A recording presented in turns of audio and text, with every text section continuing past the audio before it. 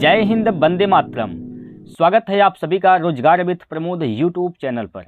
दोस्तों, आज का जो सेट है ये सेट नंबर 10 है और इसके पहले हम लोग 9 सेट कर चुके हैं, तो एक बार आप लोग उसको भी देख लीजिएगा। आप जानते हैं कि दोस्तों यहाँ पर हम क्या करते हैं, यहाँ पर प्रीवियस ईयर के क्वेश्चन लेते हैं। हर एक सेट में आपको 20 प्रश्न मिलेंगे और इन 20 प्रश्नों में से आप कितने प्रश्न बना पाते हैं हमें लास्ट में कमेंट करके ज़रूर बताइएगा। दोस्तों, अगर दोस्त आप लोगों ने वीडियो देखना शुरू कर दिया तो पूरा वीडियो देख कर जाइएगा। यकीन मानिए दोस्तों, यहाँ से आपको फ़ायदा होने वाला है, क्योंकि अधूरी जानकारी एक जहर के समान होती है। तो इसलिए मैं आप लोगों से ही कहूँगा कि जब भी आप जानकारी जो भी लेते हैं तो पूरी जानकारी लीजिए दोस्तों। अधूरा जानकारी बहुत बेकार होता है। तो चलिए स्टार्ट करते हैं दोस्तों। एक बार वीडियो को लाइक कर देंगे और शेयर कर देंगे, जल्दी से फटाफट अपने दोस्तों के साथ जोड़ेंगे। तो चलिए, पहला क्वेश्चन आपके स्क्रीन पर दिया गया है। यहाँ पर पहला क्वेश्चन आपकी स्क्रीन पर दिया गया है। एक बार सभी लोग क्वेश्चन को ध्यान से पढ़ेंगे। सभी प्यारे साथी क्वेश्चन को ध्यान से पढ़ेंगे। क्या कहा गया है इसमें? चलिए, क्या कहा गया है देखिए आप लोग। इसमें कहा गया है, आलेख में पहली संख्या बाइक को तथा दूसरी संख्या कुल वाहनों को दर्शाती है। यहाँ जो पहली ये जो बहुत रंगीन वाला है ये बाइक को दर्शाता है और दूसरी कुल वाहन को दर्शाता है। तो यहाँ क्वेश्चन आपसे पूछा गया है कि दिए गए आंकड़ों के आधार पर अप्रैल 2017 में पंजीकृत बाइक के अलावा वाहनों की कुल संख्या बताइए। बाइक के अलावा वाहनों की कुल संख्या बताइए। कब? अप्रैल 2017 में। तो ये देखिए, ये अप्रैल का महीना है, ये अप्रैल है, ठीक। इसी में आपको बताना है। तो बाइक के अलावा कुल वाहनों की कुल संख्या बताना है। अब देखिए, कुल वाहन इसमें कितने हैं? इसमें कुल वाहन कहाँ गया है? ये वाला हिस्सा है, ये वाला किस पे गया है? 35 पर, ठीक है। तो कुल वाहन की बात करते हैं तो कुल वाहन कितने हैं दोस्तों? तो कुल वाहन तो 35 है। ये सब हज़ार में है, 35,000 हो जाएगा। बाइक कितने हैं? इसमें बाइक देखिए, ये बाइक है, ये जो हिस्सा है नीचे इधर वाला छोटा जो रंगीन वाला है ये बाइक है। ये किस पे गया है? ये 20 पे गया है। तो बाइक इसमें से घटा दीजिए। कुल वाहन 35,000, जिसमें बाइक कितने हैं? 20,000। तो बाइक के अलावा कुल वाहन कितने बचे? तो 35 - 20 करेंगे, क्या हो जाएगा? 15,000। कितना? तो 15,000, ठीक है दोस्तों। 15,000 इसका बिल्कुल सही उत्तर हो जाएगा, ठीक है। तो 15,000 किस ऑप्शन में है देख लीजिए। ऑप्शन नंबर बी इसका सही उत्तर है दोस्तों। चलिए आगे बढ़ते हैं अगला क्वेश्चन पर। चलिए दोस्तों, अगले क्वेश्चन पर चलते हैं। अगला क्वेश्चन आपके सामने यहाँ पर लिया जा रहा है। चलिए, ये क्वेश्चन आपके सामने यहाँ पर है। बताइए इसका क्या उत्तर होगा? बताइए इस प्रश्न का उत्तर क्या होगा? एक बार सभी लोग कमेंट करके बताएंगे इस प्रश्न का सही उत्तर क्या है। सबसे पहले प्रश्न को पढ़िए, क्या कहा गया है। ये तो यहाँ पर डाटा दिया गया इसके बारे में, ठीक है। अब यहाँ से क्वेश्चन क्या पूछा गया है? तो क्वेश्चन आपसे पूछा गया है कि दिए गए आंकड़ों के आधार पर मानव शरीर में अधिकतम एवं न्यूनतम मात्रा में उपलब्ध तत्व का अनुपात बताइए। न्यूनतम और अधिकतम और न्यूनतम, तो सबसे अधिक तत्व किसका प्रयोग किया गया है मनुष्य के शरीर में है? सबसे अधिक क्या है? ये जो रंगीन वाला ये वाला हिस्सा है दोस्तों, ये सबसे अधिक है, ठीक है। ये सबसे अधिक है। एक किसका है? तो ये किसका है? तो कैल्शियम का है। इससे मतलब नहीं ये किसका है, बस अनुपात बताना है। अधिकतम तत्व तो ये है, कितना है भैया? ये 40% है, ठीक है। 40%, ठीक, 40% संबंधी अनुपात बताना है। और सबसे न्यूनतम कौन है? तो सबसे न्यूनतम यहाँ पर क्या है? 8 है। यहाँ पर ये 8%, 8%, ठीक है। अब देखिए, ये परसेंट से परसेंट कटेगा। 8 एक कम 8, 8 पचे 40, यानी 5 संबंधी 1 इसका उत्तर सही हो जाएगा। 5 संबंधी 1 ऑप्शन नंबर 1 इसका राइट आंसर है दोस्तों, ठीक है। कोई दिक्कत है इसमें? चलिए आगे बढ़ते हैं। अगला प्रश्न देखिए। अगला प्रश्न आपके सामने यहाँ पर है। ये प्रश्न नंबर 3 है दोस्तों। क्या कहा गया है? कहा है इसमें कि शुरुआती 60 प्राकृतिक संख्याओं का मध्यमान क्या होगा। तो एक बार कमेंट करके आप सभी लोग बताएंगे मध्यमान क्या होता है। मध्यमान इसका क्या होगा? मध्यमान दोस्तों क्या होती है? बीचों बीच की संख्या। बीच की संख्या मध्यमान होती है। जैसे अगर हम कह दें कि 1 2 3 4 5, ये 5 क्रमागत संख्याएं हमने लिख दिया, तो मध्यमान इसका क्या होगा? मध्यमान का मतलब बीच में कौन सी संख्या है। तो बीच में देखिए क्या कौन सी संख्या है? 2 संख्या इधर छोड़ दीजिए, 2 संख्या इधर छोड़ दीजिए, बीच में क्या आ गया? तो बीच में क्या है यहाँ पर 3 है, तो इसका मध्यमान क्या हो जाएगा 3 हो जाएगा। उसी प्रकार आपको यहाँ पर बताने हैं, यहाँ पर आपको बताने हैं दोस्तों। तो यहाँ पर कैसे बताएंगे आइए समझते हैं। चलिए देखिए, अगर हम कह दें कि यहाँ पर 1 2 3 4 5 6, इसमें 6 प्राकृतिक संख्याएं हैं, इसका मध्यमान क्या होगा, यानी इसके बीचों बीच कौन सी संख्या होगी। तो आप क्या करेंगे भाई, 6 ठी संख्याएं हैं, 3 संख्या इधर छोड़ देंगे और 3 संख्या इधर छोड़ देंगे, ठीक है। तो छूट गया, तो इस बीच में कौन सी संख्या प्राप्त हुई, यहाँ बीच में कौन सी संख्या आई, तो बीच में संख्या कौन सी आई यही आपको बताने हैं, यही मध्यमान होता है। ये बीच में जो संख्या है वही मध्यमान है इसका। तो बीच वाली कैसे निकालिएगा, देखिए 3 + 4, 3 + 4 यानी 4 3 7, 7/2, 7/2 का मतलब 3.5। बीच में कौन सी संख्या आएगी 3.5 आएगा दोस्तों, 3.5। इसी प्रकार आप इसका हमें कमेंट बॉक्स में आंसर बताइए क्या होगा। इसी प्रकार से आप इस प्रश्न का आंसर बताइए। कुल प्राकृतिक संख्याएं कितनी हैं, तो 60 हैं, 1 से शुरुआत होती हैं, लगातार हैं, तो इसका मध्यमान क्या होगा। अब जब 60 हैं तो आप कैसे लिखिए, यहाँ से देखिए इधर 30 संख्या होगा, ठीक, और यहाँ से यहाँ तक इधर 30 संख्या होगा।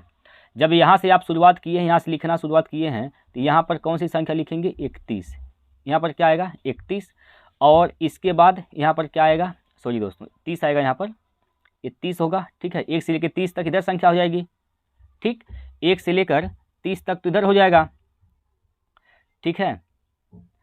इसके बाद 31 से शुरुआत होगी, यानी 31 से लेकर 60 तक इधर होगा।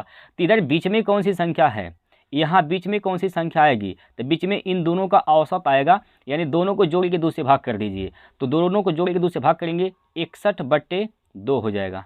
61/2 का मतलब 30.5, 30.5। तो इधर मध्यमान क्या हो जाएगा इसका 30.5। ऑप्शन नंबर 1 इसका सही उत्तर है। क्लियर है, बताइए कोई दिक्कत इसमें, कोई दिक्कत परेशानी हो तो एक बार हमें आप लोग बताइए। कमेंट बॉक्स आपके लिए है दोस्तों। अगर आपको कहीं भी जरा सा भी दिक्कत है, किसी भी सवाल में दिक्कत है, आप लोग कमेंट करके तुरंत पूछ सकते हैं। मैं अगले वीडियो में प्रयास करूंगा कि आपके डाउट को सॉल्व कर दूं, ठीक है। चलिए अगला क्वेश्चन है, अगला प्रश्न आपके सामने ले रहे हैं। देखिए प्रश्न नंबर 4 आपके सामने यहाँ पर इस प्रकार से दिया गया है। प्रश्न नंबर 4 आपके सामने इस प्रकार से दिया गया है। सबसे पहले आप सवाल को पढ़ेंगे। सबसे पहले दोस्तों आप सवाल को बड़े ध्यान से पढ़ेंगे, क्या है, क्या कह रहा है सवाल। एक बार सभी प्यारे साथी सवाल को ध्यान से पढ़ेंगे। इसमें क्या कहा गया है, 15 टेस्ट में राघव द्वारा प्राप्त औसत अंक 25 हैं। 15 टेस्ट में राघव द्वारा प्राप्त औसत अंक कितना है, तो 25 है। जुबेदा ने अभी तक 23 का औसत बनाए रखा है, परंतु उसने केवल 10 टेस्ट दिए हैं। जुबेदा ने कितना औसत बनाए रखा है 23, लेकिन कितना टेस्ट दिया है 10। यदि प्रत्येक टेस्ट में अंकों का पूर्णांक 30 है, तो अभी शेष 5 टेस्ट में जुबेदा को कितने औसत अंक प्राप्त करने चाहिए ताकि उसका कार्य निष्पादन राघव के समान हो सके। अब देखिए दोस्तों, तो पहले ये निकालिए राघव कितना टोटल इसका अंक है। राघव का टोटल अंक कितना है, टोटल नंबर कितना है राघव का, टोटल नंबर कितना हो जाएगा राघव का।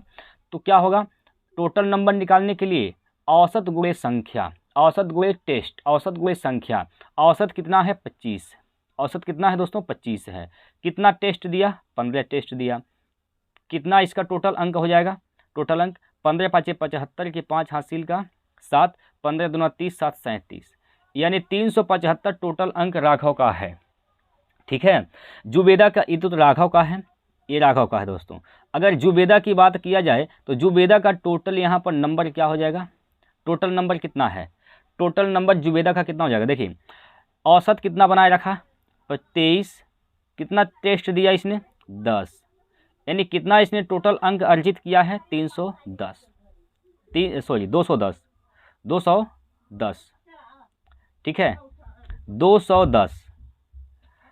अब देखिए राघव की बात करते हैं। राघव ने टोटल कितना अंक प्राप्त किया है, तो राघव 375 अंक प्राप्त किया। अब जबकि जुबेदा ने 210 अंक प्राप्त किया है, तो कितना अभी इसको इसके बराबर में जाने के लिए कितना अंक इसको और लाना पड़ेगा। तो देखिए घटा दीजिए दोनों को, 5 और यहाँ से 6 1 165। अभी 165 अंक जुबेदा और ला देता है तो राघव के बराबर हो जाएगा। लेकिन औसत में कितना, औसत में अभी कितना बचा हुआ है 5, क्योंकि 10 टेस्ट दिया, अभी 5 टेस्ट बचा है, तो इसको हर एक टेस्ट में कितना लाना पड़ेगा, 5 से भाग दे दीजिए। 5 तिया 15, 1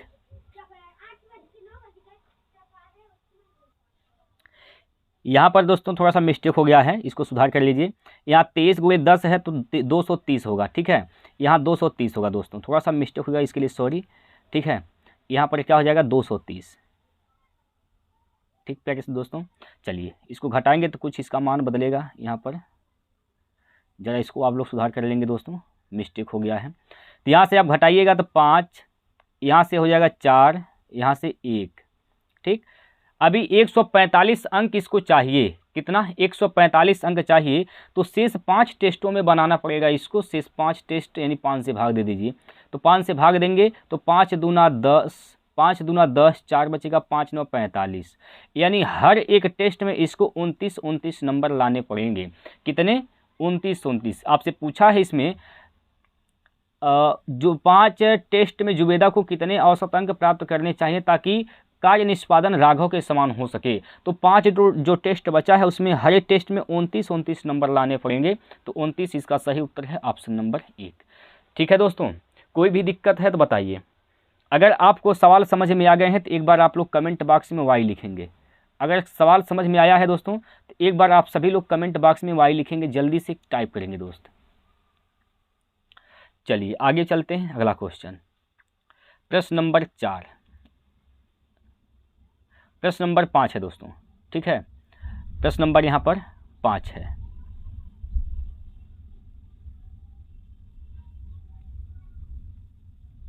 चलिए 5वां प्रश्न आपके सामने यहाँ पर इस प्रकार से है। चलिए पढ़िए एक बार, सबसे पहले आप सवाल को पढ़िए दोस्त।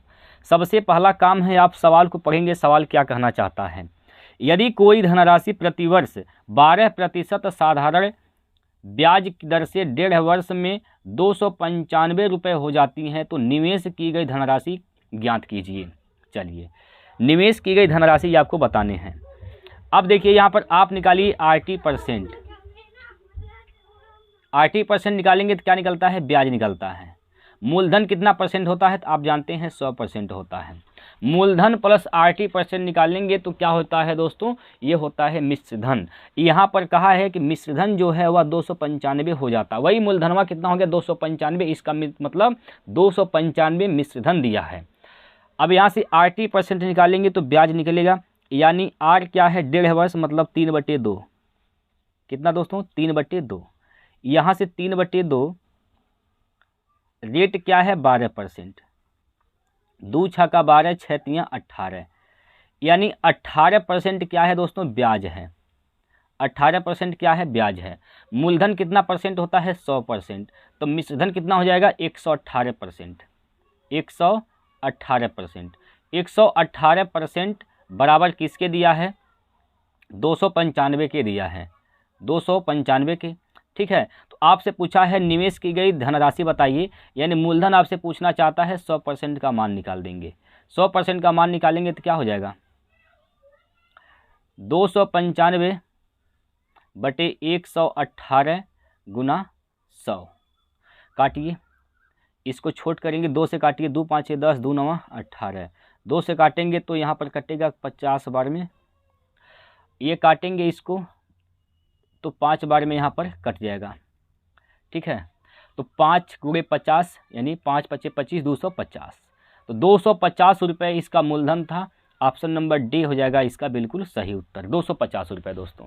कोई भी दिक्कत है, चलिए 250 आ गया। उम्मीद करता हूँ कि आपको सवाल समझ में आ गए होंगे। आगे बढ़ते हैं, अगला क्वेश्चन देखिए, प्रश्न नंबर यहाँ पर 6वां है। प्रश्न नंबर 6 है दोस्तों आपके सामने। देखिए एक बार सबसे पहले आपके सामने यहाँ सवाल लग गया है, बताइए इसका उत्तर क्या होगा।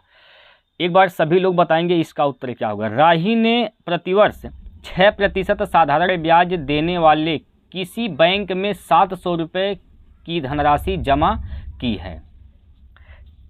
कितना रुपये जमा किया है 700 रुपये। कितना ब्याज देता है 6%।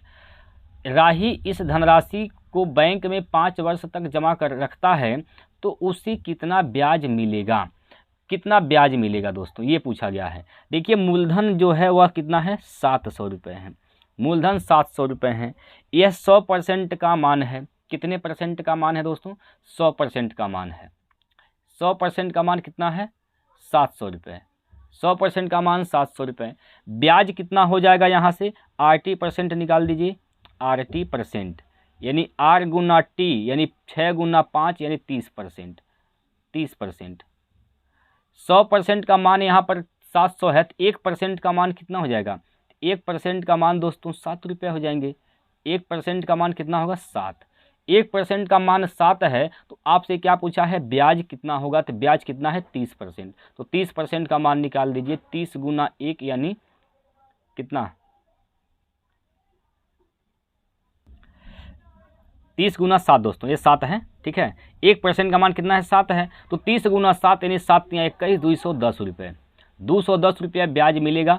ऑप्शन नंबर देखिए भैया, ऑप्शन नंबर सी इसका बिल्कुल सही है, 210 रुपये, ठीक है। यहाँ पर 1% का मान कितना है, तो 7 रुपये हैं, तो 30% का मान निकालना है। 30 गुणे 7 कर दीजिए, तो 7% 30% का मान क्या हो जाएगा, 210 रुपये, ठीक है भाई। अगला क्वेश्चन देखिए,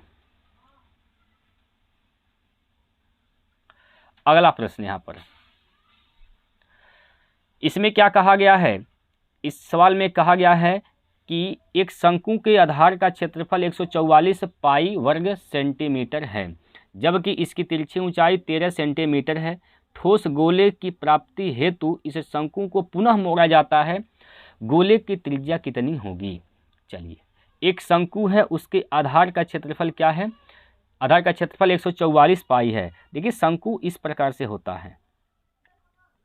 अब इसके आधार का क्षेत्रफल, अब जो आधार है नीचे आप देख रहे हैं कैसा बन रहा है, ये बन रहा है वृत्ताकार। यानी कहने का मतलब वह वृत्त का क्षेत्रफल दिया है। यानी वृत्त का क्षेत्रफल क्या होता है, पाई आर स्क्वायर होता है दोस्तों। पाई आर स्क्वायर का मान कितना है, 144 पाई है, ठीक। तो यहाँ से पाई से पाई कैंसिल हो जाएगा। आर स्क्वायर का मान 144, तो आर का मान क्या हो जाएगा, 12। आर का मान कितना है, 12।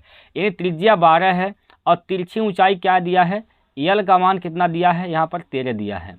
यल का मान 13 दिया है, तो यच का मान निकालेंगे। यच का मान 5 12 13 ट्रिपल, देखिए ऐसे होता है ना यहाँ पर ऐसे, तो यहाँ पर ये 13 है, ये 12 आ गया, तो ये कितना हो जाएगा, ये यहाँ पर क्या है, पाइथागोरस प्रमेय से यहाँ 90 अंश का कोण बन रहा है, यानी समकोण त्रिभुज बनेगा यहाँ पर।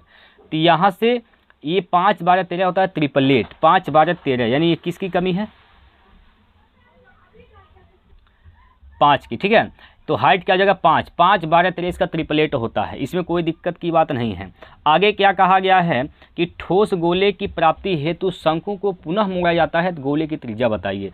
तो जो शंकु है इसका जो आयतन होगा दोस्तों, गोले के आयतन के बराबर कर देंगे।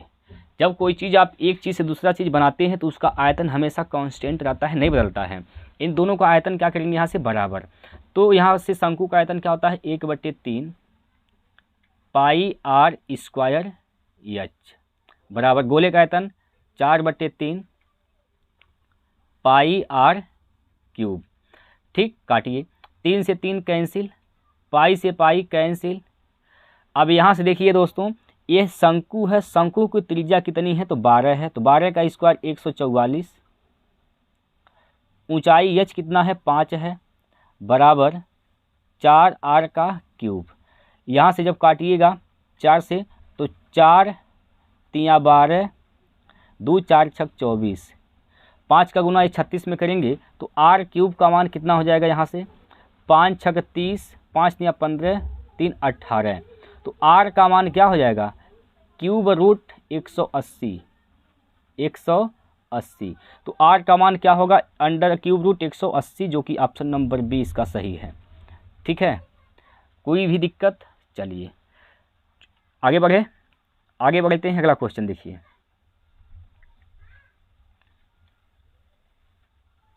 ये सवाल आपके सामने है। देखिए क्या कहा गया है इसमें, इस सवाल में क्या कहा गया है दोस्तों, इसमें कहा गया है कि यदि किसी प्राकृतिक संख्या को 3 4 6 और 7 से विभाजित किया जाता है तो हर स्थिति में शेषफल 2 बचता है, इन सभी संख्याओं में से छोटी संख्या कौन सी है? तो छोटी संख्या आपको बतानी है, कौन सी सबसे छोटी संख्या है। चलिए तो क्या करिए आप यहाँ से क्या करिए 3, 4, 6, 7 का निकाल दीजिए एलसीएम और उसमें 2 जोड़े देंगे। 3, 4, 6, 7 का निकालेंगे एलसीएम और इसमें क्या करेंगे आप 2 जोड़े देंगे। तो इसका एलसीएम क्या हो जाएगा? इसका एलसीएम क्या हो जाएगा दोस्तों? 7, 4, 3, 4, 6, 7 का एलसीएम क्या हो जाएगा? तो इसका एलसीएम हो जाएगा कितना? 84। 84 अब प्लस इसमें क्या करेंगे 2 जोड़ेंगे। 84 + 2 86। तो 86 इसका राइट आंसर है ऑप्शन नंबर सी। ठीक, चलिए अगला क्वेश्चन।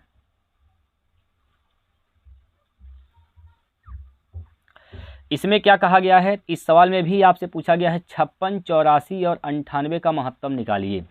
56, 84 और 98 का महत्तम। 56, 84, 98 का महत्तम निकाल दीजिए, क्या होगा? देखिए 56, 84 और 98, इसका मौसा निकालना है। तो मौसा निकालिए, ऐसे निकाल दीजिए डिफरेंट मेथड से। इसका अंतर क्या हो जाएगा? 14 में से 6 गया तो क्या बचेगा? यहाँ पर 8 है। 7 में से 5 गया तो बचेगा यहाँ पर 2। इन दोनों का अंतर क्या हो जाएगा? यहाँ से 5, यहाँ से 1, 15। ठीक है, ठीक है दोस्तों, बताइए। सॉरी दोस्तों, यहाँ पर 98 है, यहाँ पर प्यारे साथियों 98 है, यहाँ जरा मिस्टेक हो गया, इधर 98 है। ठीक है, 98 है। तो यहाँ से क्या होगा भैया? तो ये तो 4 हो जाएगा, ये क्या होगा? 4 हो जाएगा। ठीक है, 4। ठीक है, चलिए कोई दिक्कत की बात नहीं है। अब देखिए इस दोनों का अंतर भी निकाल सकते हैं, इन दोनों का अंतर निकाल दीजिए। तो इन दोनों का अंतर निकाल दीजिए, कितना होगा? तो यहाँ से 14 होगा, 14 होगा। ठीक है, अब या तो इसका मौसा 14 होगा या तो इसका कोई फैक्टर होगा, या तो इसका मौसा 14 होगा या तो 2 × 7 ये भी हो सकता है, 2 या 7 हो सकता है। तो देखिए अगर 14 से 14 इसका फैक्टर होगा, 14 इसका मौसा होगा कि नहीं? 14 से काटिए, 14 चौको 56, 4 बार में 14 छक 84, 6 बार में 14 7 98, ये भी कट गया। यानी 4, 6, 7 ये क्या है? इससे कट रहा है, तो इसका मतलब इसका मौसा क्या हो जाएगा? 14। इसका मौसा कितना होगा दोस्तों? 14 हो जाएगा। क्लियर है? 14, जो कि ऑप्शन नंबर सी इसका सही है। ऑप्शन नंबर सी दोस्तों 14 इसका सही उत्तर हो जाएगा। क्लियर है? आइए आगे चलते हैं, अगला क्वेश्चन देखिए।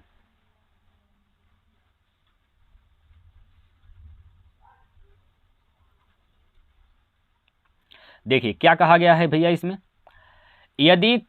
यदि कामर ने एक उपयोग किए हुए स्टीरियो को 1500 रुपये में खरीदा और इसे इस स्टीरियो को पुनः कितने रुपए में बेचने पर 14% का लाभ प्राप्त होगा?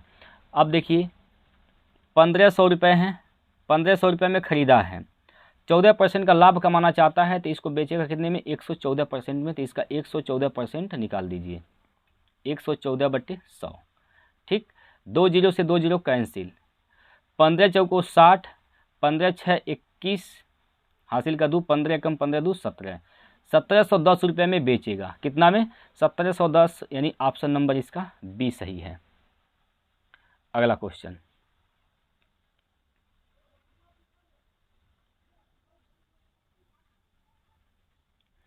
अगला प्रश्न यहाँ पर है, रोशन की वर्तमान आयु उषा की आयु के 1.6 गुने से 2 वर्ष कम है। 8 वर्ष पूर्व उषा की आयु रोशन की आयु के आधे से 1 वर्ष अधिक थी, तो रोशन की वर्तमान आयु क्या होगा?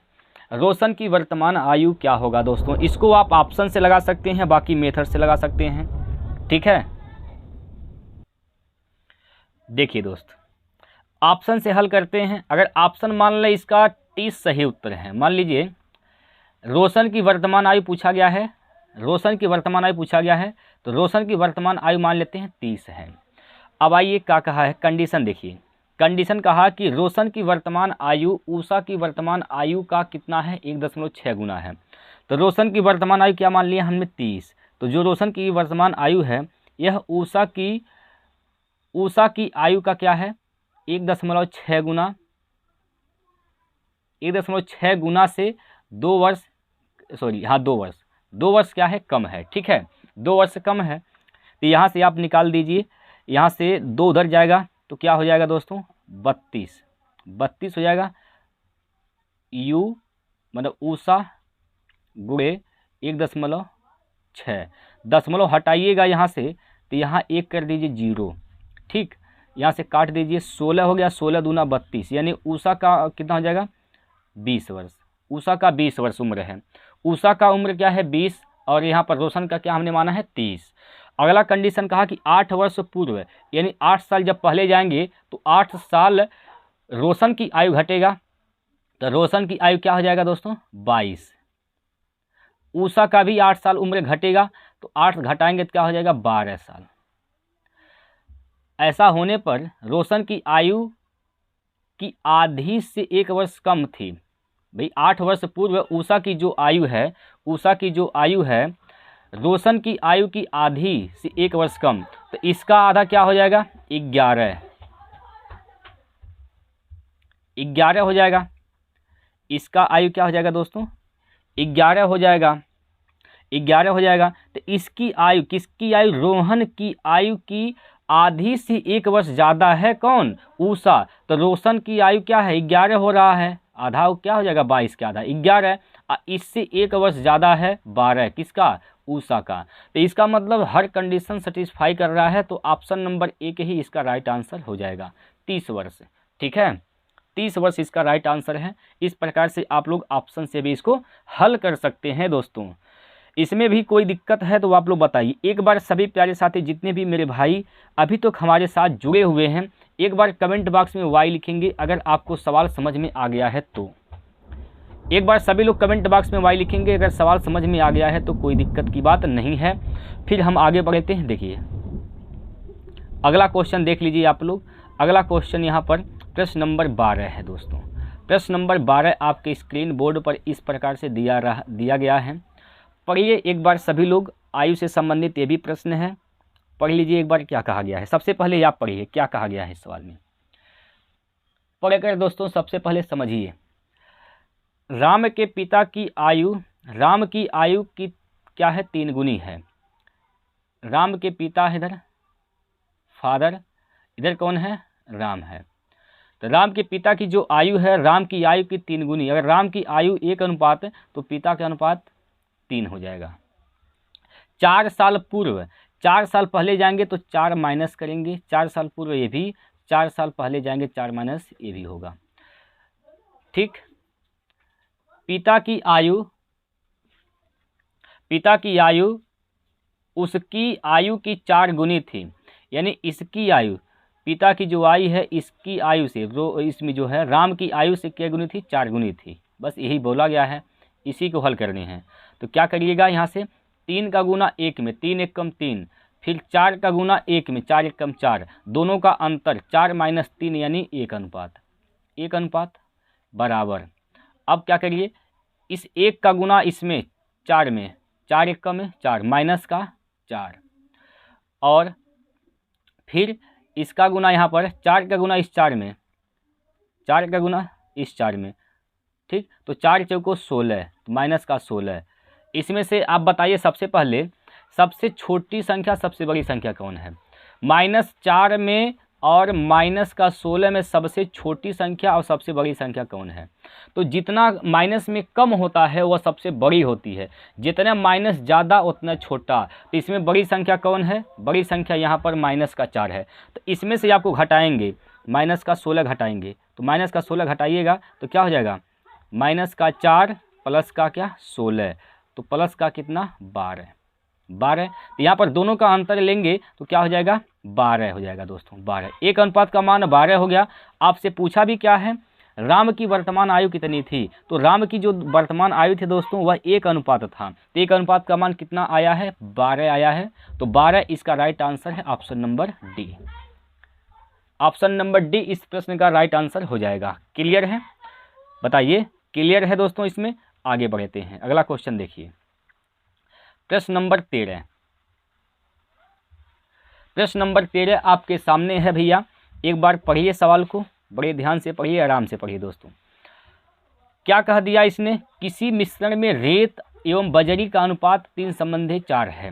रेत है और बजरी है, रेत है और क्या है, बजरी है। 3:4 के अनुपात में है दोस्तों, 3:4 के अनुपात में है। जबकि बजरी और सीमेंट का अनुपात 6:7 है। बजरी और सीमेंट का जो अनुपात है दोस्तों वह कितना है, तो 6:7 है। ठीक, 6:7, ये 6 है तो ये क्या है, 7 है। ठीक, चलिए यहाँ पर क्या आ जाएगा, 4, यहाँ पर क्या आ जाएगा, 6 आ जाएगा। किसका अनुपात पूछा गया है, मिश्रण में रेत एवं सीमेंट का अनुपात पूछा गया है। रेत और सीमेंट का पूछा गया है, तो इस बजरी से कोई मतलब नहीं है, तो हटा दीजिए। अब इसको काट के छोटा कर सकते हैं, देखिए 2 से काटिए, 2 दूना 4, 2 से काटेंगे 2 तियाँ 6, 3 तियाँ 9, संबंधित 7 दूनी 14, 9 संबंधित 14 इसका राइट आंसर हो जाएगा। 9 संबंधित 14 दोस्तों इस प्रश्न का बिल्कुल सही उत्तर हो जाएगा। ऑप्शन नंबर यहाँ पर डी सही है। ठीक है भाई, ऑप्शन नंबर डी इसका बिल्कुल सही उत्तर है दोस्तों। आइए अगले क्वेश्चन पर चलते हैं। अगला प्रश्न, प्रश्न नंबर 14 है आपके सामने। प्रश्न नंबर 14 आपके स्क्रीन पर है, दिया गया है। देखिए क्या कहा, निम्नलिखित में से कौन सा पाइथागोरियन ट्रिपलेट है। पाइथागोरियन ट्रिपलेट कौन है, तो दोस्तों आप लोग याद कर लीजिएगा। पाइथागोरियन ट्रिपलेट इसमें से क्या है, बताइए। 5, 12, 13, अभी एक सवाल में भी आया था 5, 12, 13। ऑप्शन नंबर बी इसका राइट आंसर है। 5, 12, 13 दोस्तों क्या होते हैं, ट्रिपलेट होते हैं। ठीक है, बाकी अगर आप चाहते हैं ट्रिपलेट निकालना सीखना तो आप लोग कमेंट करिएगा, आपको बता देंगे कैसे ट्रिपलेट आप निकाल सकते हैं। क्लियर है भाई। अगला क्वेश्चन, प्रश्न नंबर 15। आइए दोस्तों 15वां प्रश्न क्या कहा गया है। 15वां क्वेश्चन यहाँ पर आपके सामने इस प्रकार से दिया गया, बोल दिया इसने कि 11,211 का वर्गमूल बताइए। अब दोस्तों अगर 11,211 का आप वर्ग बताइए, इसका आपको वर्ग बताना है। क्या बताना है, तो इसका आपको क्या बताना है दोस्तों, वर्ग बताना है। ठीक है भाई, इसका वर्ग बताना है। किसका वर्ग बताना है, देखिए 11,211 का आपको क्या बताना है, इसका वर्ग बताना है। इसका वर्ग जो भी आएगा कैसे निकालिएगा, डिजिटल सम से। इसका जो डिजिटल सम होगा इसका आंसर का भी यानी इसका वर्ग का भी डिजिटल सम उतना ही होगा। तो इसका डिजिटल सम कितना होगा, देखिए 4 ठीक में 1 है, यानी 4, 2, 6, 6 का स्क्वायर 36, 6 का स्क्वायर 36, 6, 3, 9, यानी इसका डिजिटल सम कितना आ रहा है, 9 का मतलब 0। इसका डिजिटल सम दोस्तों 0 आ रहा है, तो जिस ऑप्शन का डिजिटल सम 0 आ गया वही इसका राइट आंसर हो जाएगा। देखिए यहाँ पर, यहाँ से देखिए 7 दूनों कैंसिल, 9 जहाँ बनेगा उसको ख़त्म कर देना होता है। 3, 2, 5, 4, 9 ख़त्म, 3, 3, 6, इसका डिजिटल सम कितना आ रहा है दोस्तों, 6 आ रहा है। आना चाहिए कितना, 0। तो ये तो ऑप्शन नहीं सही है, गलत है।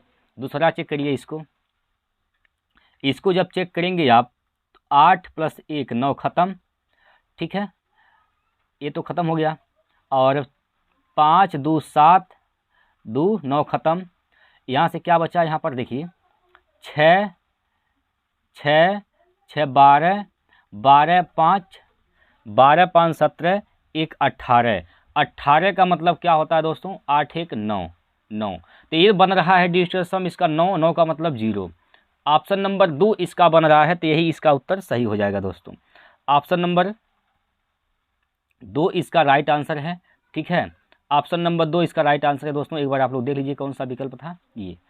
ठीक है, इसमें कोई दिक्कत है, बताइए कोई दिक्कत है इसमें। तो आप लोग इसका डिजिटल सम से आप पता कर लगा सकते हैं कि कौन इसका राइट आंसर हो सकता है। उम्मीद करता हूं कि सभी प्यारे भाइयों को समझ में आया होगा। अगले क्वेश्चन पर चलते हैं। प्रश्न नंबर यहाँ पर 16। प्रश्न नंबर 16 आपके सामने इस प्रकार से दिया गया है। चलिए 16वां प्रश्न आपके सामने क्या दिया है, एक बार सभी लोग पहले सवाल को पढ़िए दोस्तों। सबसे पहले काम आपका है कि सवाल को आराम से पढ़ना, सवाल को अर्थ समझिए, सवाल क्या कहना चाह रहा है। हाँ पढ़िए सबसे पहले आप लोग। पाइप और टंकी का सवाल है दोस्तों, यह पाइप और टंकी का ये सवाल है। पढ़िए क्या कहा गया है। इस सवाल में बोला गया कि पाइप ए और सी एक खाली टंकी को 16 और 24 घंटे में भर सकते हैं। एक पाइप ए है और एक पाइप कौन है दोस्तों, एक पाइप यहाँ पर सी है। ए भर सकता है 16 घंटे में, जबकि सी भर सकता है 24 घंटे में। ठीक, आगे क्या कहा, जबकि पाइप बी भरी हुई टंकी को 12 घंटे में खाली कर सकता है। एक पाइप इसमें बी है दोस्त, एक पाइप इसमें कौन है, बी है। एक खाली कर सकता है 12 घंटे में, एक खाली करने वाला है तो माइनस लगा देंगे इसके साथ। पहले निकालिए टोटल टंकी की क्षमता क्या है, तो इन तीनों का एलसीएम निकाल दीजिए, 48 हो जाएगा। ठीक, 16 3 48, 24 दूना 48, 12 चौकों 48। इसमें कहा आगे, जब टंकी खाली हो तब यदि तीनों पाइप एक साथ खोल दिए जाएं तो पूरी टंकी भरने में कितने घंटे लगेंगे।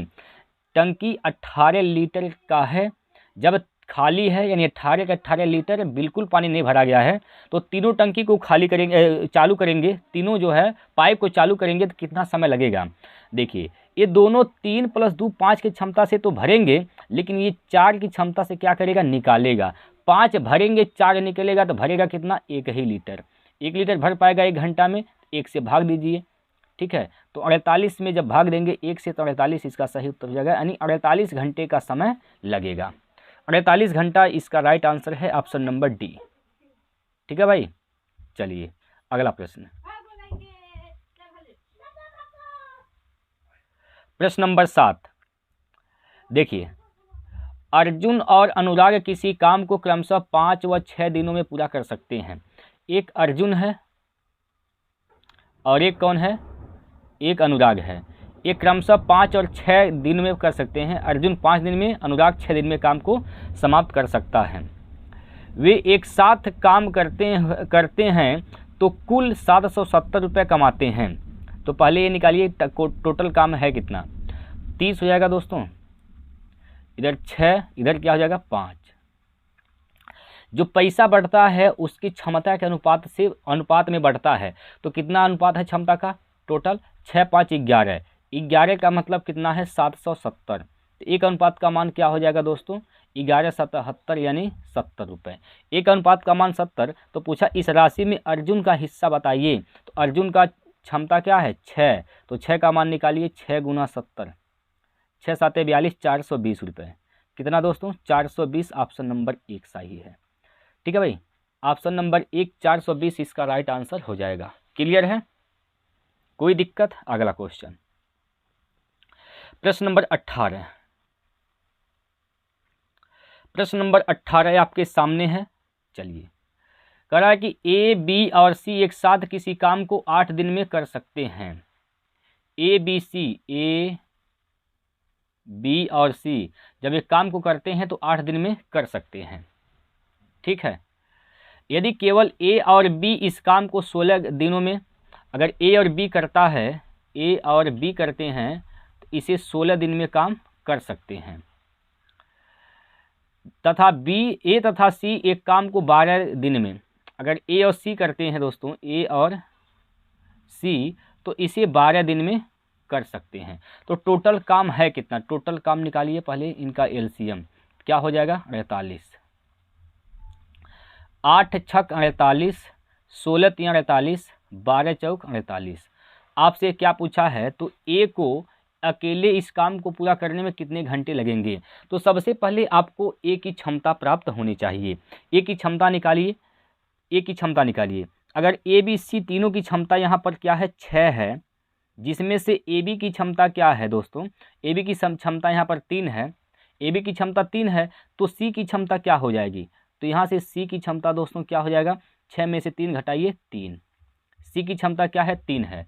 और यहाँ से कहा कि ए और सी की क्षमता कितना है 4 है, जिसमें सी की क्षमता क्या है 3, तो यहाँ से ए की क्षमता निकाल देंगे, ए की क्षमता क्या हो जाएगा 1। अब 48 काम करने हैं एक की क्षमता से ए को, तो कितने घंटे यानी कितने दिन का समय लगेगा, 48 दिन का।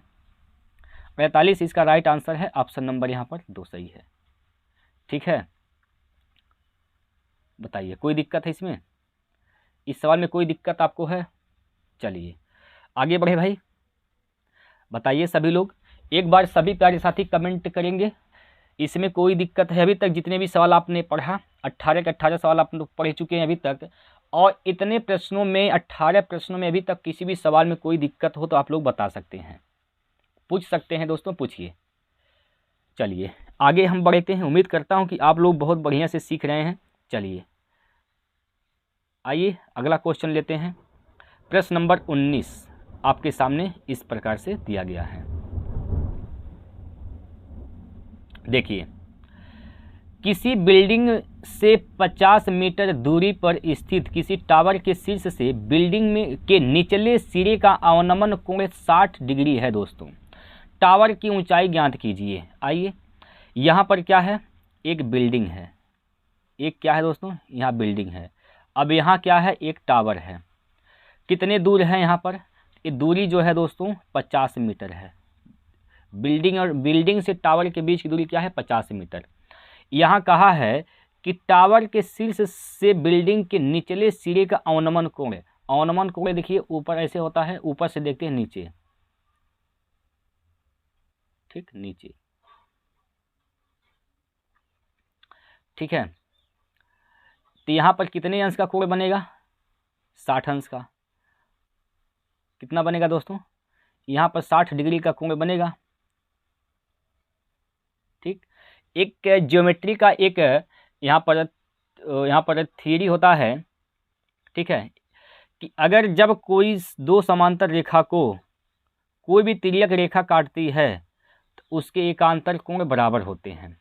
कहने का मतलब ये है, जो कोण जितना ये होगा उतना ये होगा, तो जितना ये होगा उतना ये होगा, ठीक है। ये 60, ये भी कितना हो जाएगा दोस्तों, 60 होगा, ये भी 60 होगा, 60 डिग्री, ठीक है। tan 60 का मान क्या होता है, tan 60 का मान होता है दोस्तों √3। tan थीटा बराबर क्या होता है, लंब बटे आधार, इसके बटे 1 कर देंगे तो लंब कितना है, कड़ी में 3, आधार क्या है यहाँ पर 1 है। तो अगर 60 डिग्री है तो इस 60 डिग्री के सामने वाला कोण क्या होगा, लंब, यानी लंब कितना हो जाएगा, √3, और नीचे ये कितना है, 1 आधार हो जाएगा। तो 1 अनुपात का मान कितना दे रखा, 50। 1 अनुपात का मान दोस्तों क्या है, 50 है। तो आपसे पूछा है कड़ी में 3 का मान का बताइए कितना होगा, तो कड़ी में 3 का मान निकालेंगे तो 50 कड़ी में 3 इसका राइट आंसर हो जाएगा, ठीक। इसमें कोई दिक्कत है, 50 कड़ी में 3 इसका राइट आंसर हो जाएगा। ऑप्शन नंबर यहाँ पर सी इसका सही है, ठीक है भाई। चलिए 19वां क्वेश्चन था, ये भी आप लोगों को समझ में आ गया होगा। अगला क्वेश्चन देखिए, प्रश्न नंबर 20, और ये है लास्ट प्रश्न, ठीक है। ये भी हाइट एंड डिस्टेंस का ही सवाल है, लास्ट प्रश्न है दोस्तों। तो एक बार आप लोग इसको करके बताएंगे उस उत्तर क्या होगा। एक बार आप सभी प्यारे साथी इस सवाल का आंसर बताएंगे क्या होगा इसका राइट आंसर। देखिए, कहा गया कि एक प्लेटफॉर्म के शीर्ष से किसी टावर का उन्नयन कोण 45 डिग्री था। टावर की ऊंचाई 47 मीटर तथा प्लेटफॉर्म और टावर के बीच की क्षैतिज दूरी 40 मीटर थी। तो प्लेटफॉर्म की ऊंचाई ज्ञात कीजिए। देखिए, यहाँ से क्या है, एक प्लेटफॉर्म है, यह एक क्या है, प्लेटफॉर्म है दोस्तों, ठीक है। ये प्लेटफॉर्म हो गया, और यहाँ से एक टावर है, ठीक है। प्लेटफॉर्म और टावर के बीच की जो दूरी है वह कितना है, 40 मीटर, 40 मीटर है, ठीक। कह रहा कि एक प्लेटफॉर्म के शीर्ष से किसी टावर का उन्नयन कोण, प्लेटफॉर्म यहाँ है, यहाँ से इस टावर का उन्नयन कोण यहाँ पर कितना दे रखा है, ये क्षैतिज रेखा होगा, ये कितना बन रहा है कोण, 45 डिग्री। tan 45 का मान क्या होता है, 1 होता है, तो 1/1, लंब बटे आधार, लंब भी इसका 1 है, आधार भी क्या है, 1 है। ये अगर 1 है दोस्तों तो ये भी आपका कितना होगा, 1 अनुपात होगा, ठीक है। ये भी आपका क्या होगा, 1 अनुपात होगा। यहाँ से कहा कि टावर की ऊंचाई कितनी है, 47 मीटर। ये टावर जो है दोस्तों यहाँ से लेकर यहाँ तक की पूरी ऊंचाई कितनी है, 47 मीटर, पूरी ऊंचाई 47 मीटर है। तो आपको बताना है सिर्फ और सिर्फ किसका, प्लेटफॉर्म की ऊंचाई बताना है, इसका मान आपको बताना है। 1 अनुपात का मान क्या हो जाएगा, 1 अनुपात का मान यहाँ से 40 है, तो ये भी क्या होगा दोस्तों, 40 होगा। यानी यहाँ से लेकर यहाँ तक क्या है, यहाँ से लेकर यहाँ तक क्या है 40 है। अब पूरा का पूरा यहाँ से लेकर यहाँ तक क्या है 47 है। तो ये वाला हिस्सा क्या होगा, ये वाला हिस्सा 7 हो जाएगा। अगर ये 7 है तो ये भी क्या होगा 7 होगा। तो प्लेटफॉर्म की ऊंचाई क्या हो जाएगी दोस्तों 7 मीटर। कितना 7 मीटर। ऑप्शन नंबर सी इसका राइट हो जाएगा। ठीक है, बताइए इसमें कोई दिक्कत है। तो आप लोगों ने 20 प्रश्न किया, आप लोग 20 प्रश्न में से कितने प्रश्न आपसे बना है दोस्तों, आप लोग हमें कमेंट करके बताइए। नीचे जल्दी से आप लोग कमेंट करके बता देंगे। आप लोग अपना फीडबैक हमें ज़रूर बताएं दोस्तों। आपको ये वीडियो कैसा लगा, आज के सवाल किस लेवल के थे, आप लोग हमें सब कुछ कमेंट बॉक्स में बताएंगे। तो फिर हम लोग कल मिलते हैं अगले वीडियो में। तब तक के लिए जय हिंद, जय भारत।